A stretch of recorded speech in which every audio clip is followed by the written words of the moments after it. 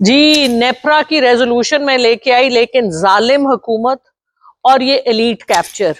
जिन्होंने जो अवाम जिन्होंने सोलर लगा के बिजली के बिलों से जान छुड़ाने की कोशिश की, कम करने की कोशिश की, इन्होंने ये प्रोज्यूमर एक्ट 2025 ले आए हैं, जिसमें वो जिन्होंने सोलर लगाया हुआ है उनसे खरीदेगी हुकूमत 11 रुपए की, लेकिन उनको बेचेगी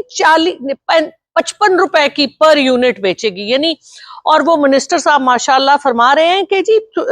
थोड़े से लोग हैं जिनके सोलर हैं, तो अगर उनके साथ हमने इंसाफ से बरता तो जिन लोगों के पास सोलर नहीं है उनके साथ नाइंसाफी हो जाएगी। यानी ये हुकूमत जिसमें सारे वही लोग हैं जिनके अपने आईपीपीज हैं, ऊपर से लेकर सारे जो मामलात है, तो आईपीपीज कोई वो नाइंसाफी नहीं है, जहां पाकिस्तान का हर फर्द बिजली के बिल में